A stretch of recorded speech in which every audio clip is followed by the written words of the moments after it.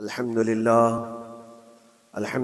الحنان المنان الذي خلق الإنسان وعلمه البيان، والصلاة والسلام على رسوله سيد الإنس والجان وعلى آله وأصحابه ذوي الخير والإحسان، أما بعد، فأعوذ بالله من الشيطان الرجيم.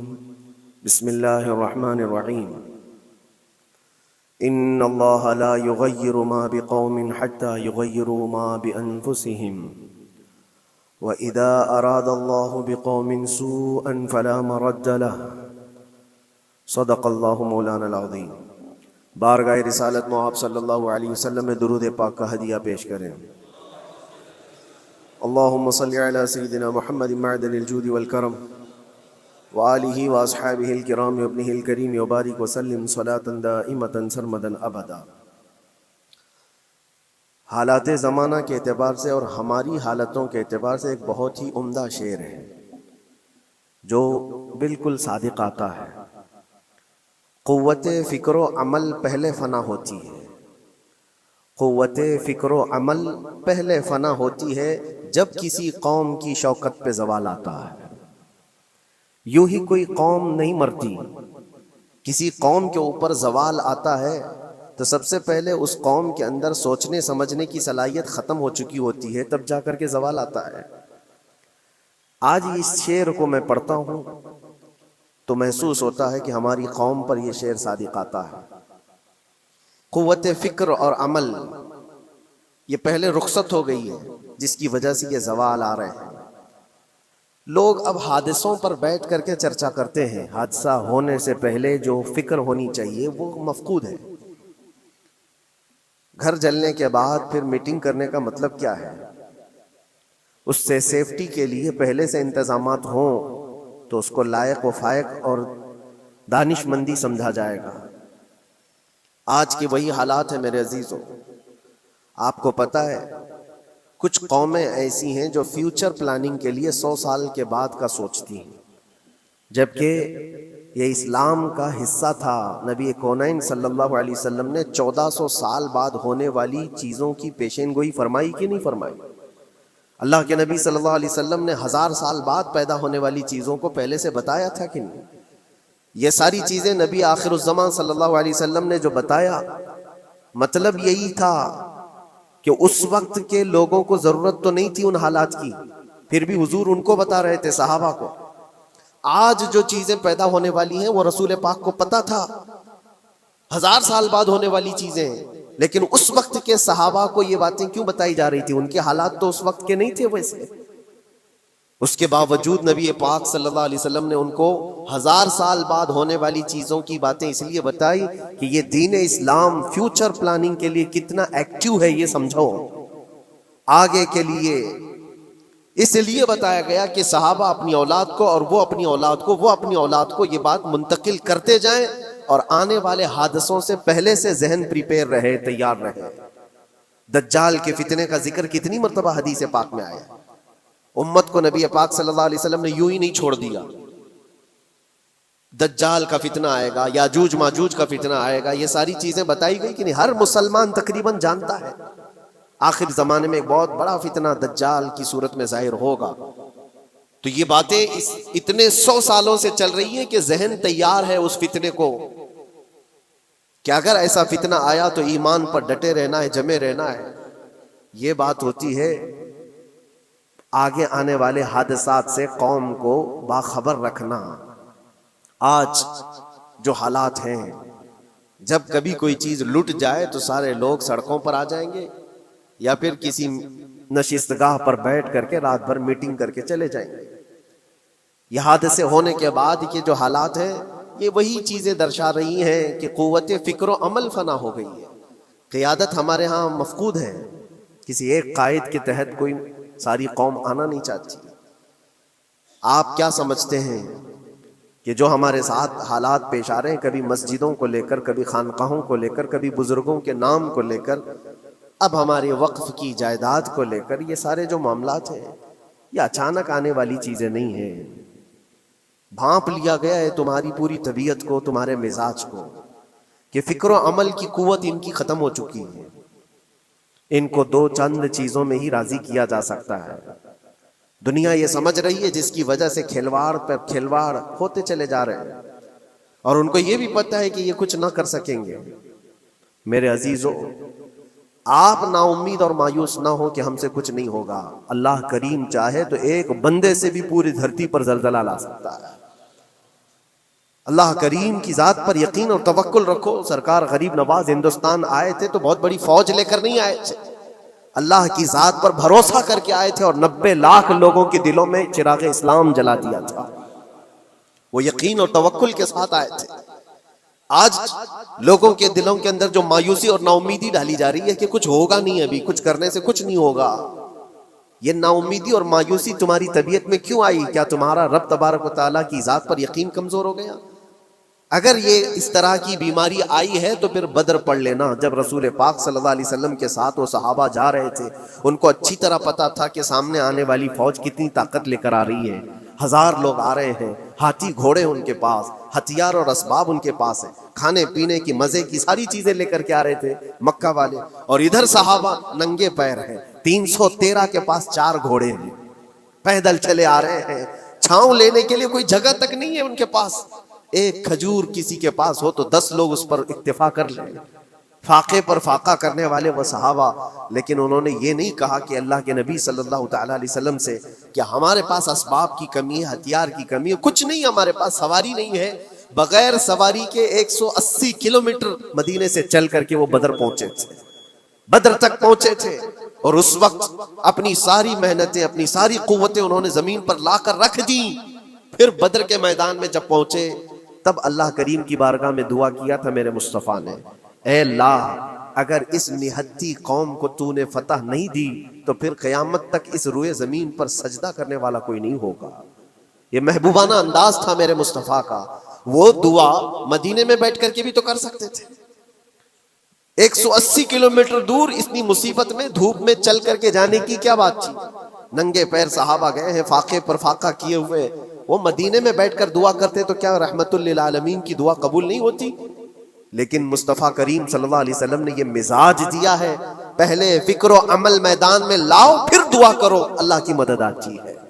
یہاں ہم بیٹھ کر کے یہیں سے دعا کرتے ہیں، کچھ کرنا نہیں ہے، بدلنا نہیں ہے، اور فکر و عمل کو لانا نہیں ہے، تو پھر صرف یہاں بیٹھ کر کے دعا کرنا، یہ تو میرے عزیزوں عورتوں کو اس سے ذمہ داری دی گئی ہے کہ تم میدان عمل میں آ نہیں سکتی، تم اپنے گھروں سے دعا کرو اپنے بھائیوں کے لیے، لیکن یہ کام تو اب سارے مردوں نے بھی لے لیا ہے۔ بہرحال قوت فکر و عمل پہلے فنا ہو جاتی ہے جب کسی قوم کی شوکت پہ زوال آتا ہے۔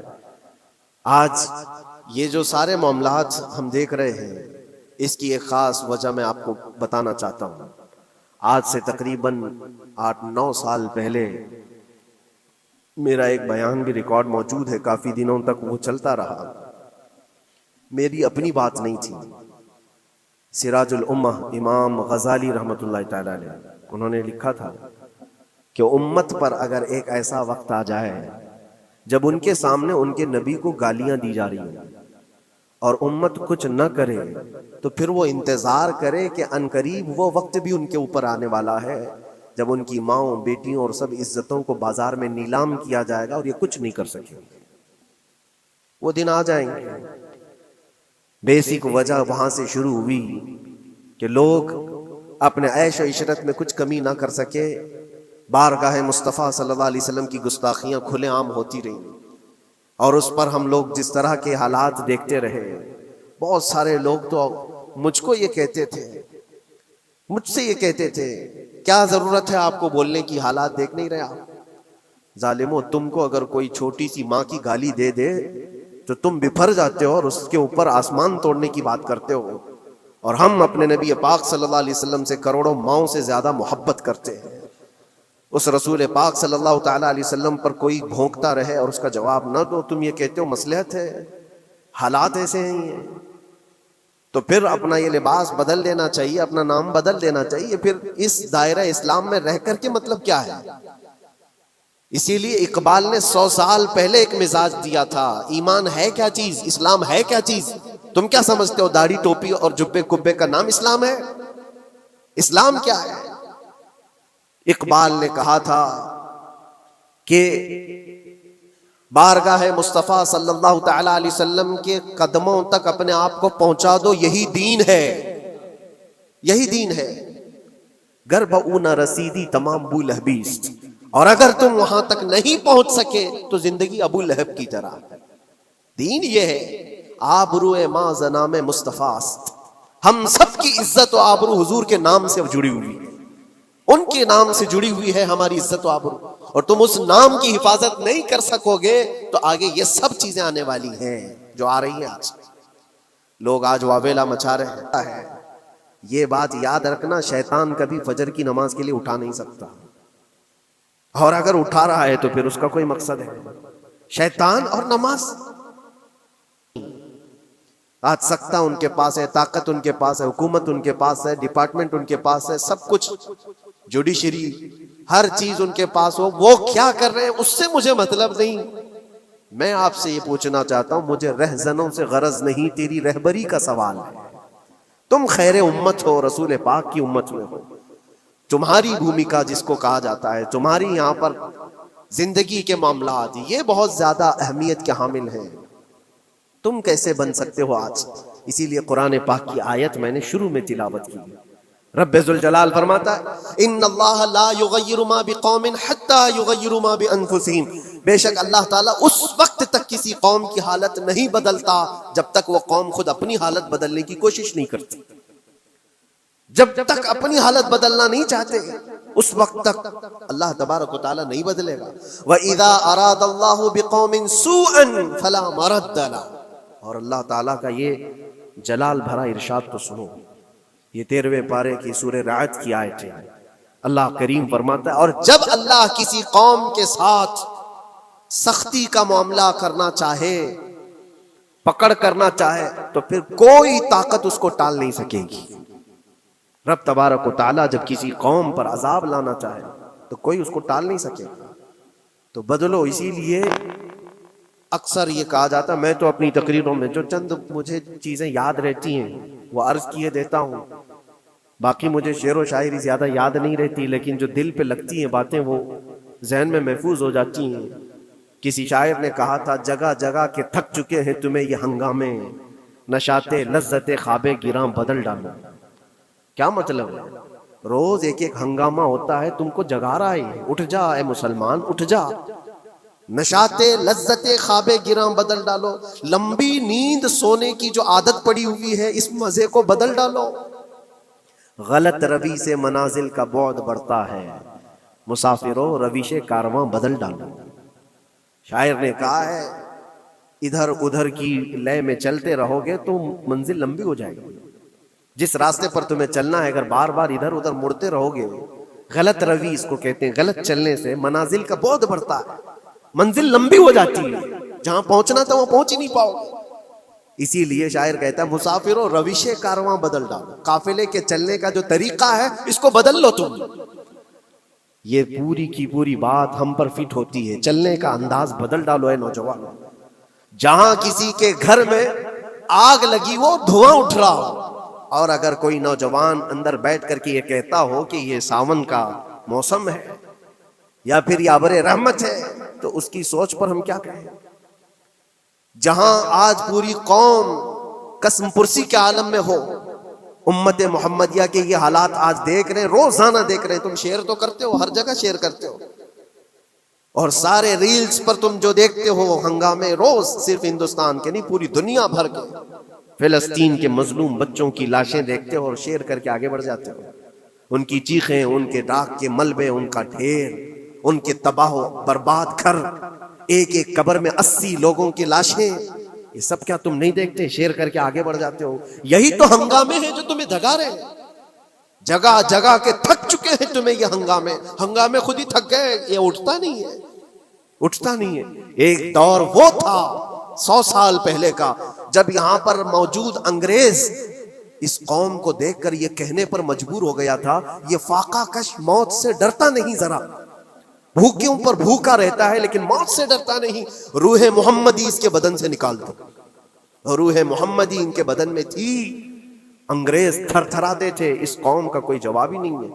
سب سے زیادہ اگر کسی چیز سے ڈرایا جا سکتا ہے تو موت سے، اور یہ قوم ایسی ہے کفن تو اپنے کندھے پر لے کر گھومتی ہے، جہاں موت آ جائے سو جائے۔ یہ فاقہ کش موت سے ڈرتا نہیں ذرا، روح محمدی اس کے بدن سے نکال دو۔ یہ کس کی بات تھی؟ انگریزوں کی بات تھی۔ اور آج حالات بدل گئے ہیں، سارا کا سارا زمانہ تم پر آج بھوکے بھیڑیا کی طرح جھپٹ پڑا ہوا ہے۔ اور ان حالات میں آپ سے سوال کرتا ہوں، ایک طرف تیز آندھیاں چل رہی ہیں، ایک طرف گھر کے اندر آگ لگی ہوئی، ایک طرف بھوک اور پیاس کی شدت ستا رہی ہے، ایک طرف تمہارے بھائی بہنوں کی بیماریاں ستا رہی ہیں۔ جب اتنے سارے معاملات ہو تو اے نوجوانوں بتاؤ تم کیا کرو گے اس وقت؟ رات بھر بیٹھ کر گیم کھیلو گے؟ کیا یہ گیم کھیلنے کا وقت ہے؟ اس نوجوان پر کیا یہ افسوس نہیں ہوتا کہ اس کے پوری امت کے حالات ایسے ہیں کہ بچوں کی چیخیں نکل رہی ہیں اور اس کو پب جی سے فرصت نہیں ہے، ریل بنانے سے فرصت نہیں ہے، یہ مجرے کرتا ہوا گھوم رہا ہے۔ مسجدیں ویران کیوں ہیں؟ خالی کیوں ہیں؟ تم نے مسجدوں کو ویران رکھا تو مسجدیں تباہ ہونے شروع ہو گئیں، دوسروں کی نظر ہونے لگ گئیں، اور اس پر لوگوں کی غلط نظریں پڑنے لگ گئیں۔ آ جاؤ اے مسلمانوں، میرے مصطفیٰ کریم صلی اللہ تعالیٰ علیہ وسلم کی ہدایات پر ایک بات چیلنج کے ساتھ کہتا ہوں، تمہارا نام اگر نبی پاک صلی اللہ علیہ وسلم کے نام سے جڑا ہے تو یہ چیلنج کے ساتھ میں کہتا ہوں، اس رہتی دنیا میں تمہیں پوری طاقتیں مل کر وہ عزت نہیں دے سکتی جو میرے مصطفیٰ کے قدموں کی وابستگی دے گی۔ کوئی تمہیں عزت نہیں دے سکتا، تمہیں وہیں آنا پڑے گا، اسی پوائنٹ پر آنا پڑے گا جہاں پہنچ کر کے خالد بن ولید نے عزت پائی تھی۔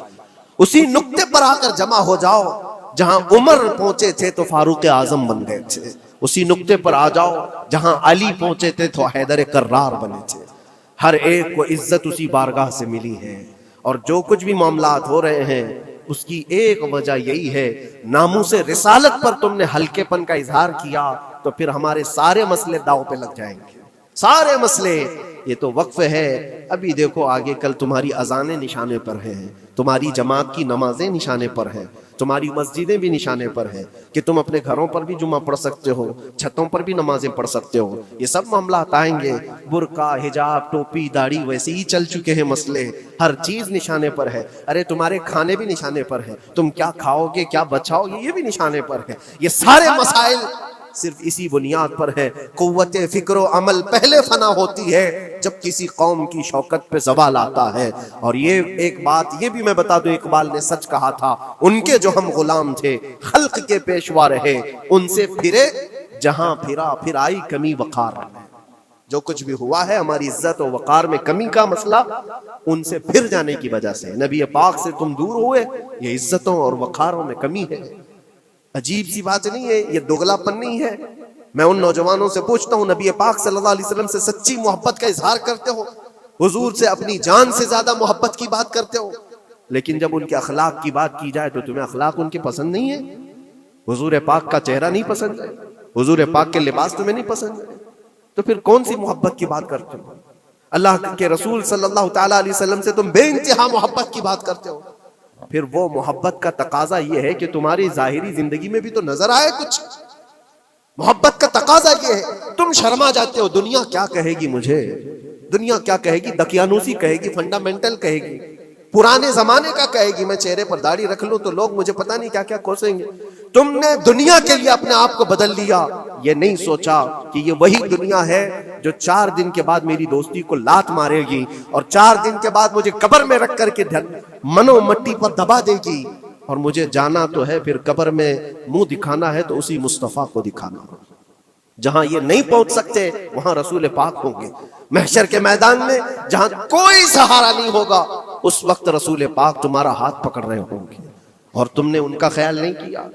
آ جاؤ اسی نقطے پر، اسی پوائنٹ پر جہاں ہماری کامیابی مضمر ہے۔ میں صرف اور صرف اپنے بیانوں میں یہی چیز عرض کرنا چاہتا ہوں، صرف اتنا چاہتا ہوں، اے نوجوانوں، جس کے نام سے تم آباد ہو اس نام کے ساتھ صحیح معنوں میں جڑ جاؤ، کیونکہ قرآن کا وعدہ ہے وَلَا تَهِنُوا وَلَا تَحْزَنُوا وَأَنْتُمُ الْأَعْلَوْنَ إِن كُنتُم مُؤْمِنِينَ۔ گھبراؤ مت، پریشان مت ہو، تم سب سے زیادہ بلند رہو گے۔ اگر اللہ نے فرمایا ہے تو یہ 100% حق ہے، اللہ نے فرمایا ہے تم سب سے زیادہ بلند رہو گے، لیکن آگے رب فرماتا ہے ان کنتم مؤمنین، اگر تم سچے ایمان والے ہو جاؤ۔ اور ایمان کس کو کہتے ہیں؟ لا یؤمن احدکم حتی اکون احب الیہ من والدہ وولدہ والناس اجمعین۔ میرے آقا فرماتے ہیں ایمان اس وقت تک کمپلیٹ نہیں ہوگا جب تک تم اپنے ماں باپ اولاد اور ساری دنیا سے زیادہ مجھ سے محبت نہ کرو۔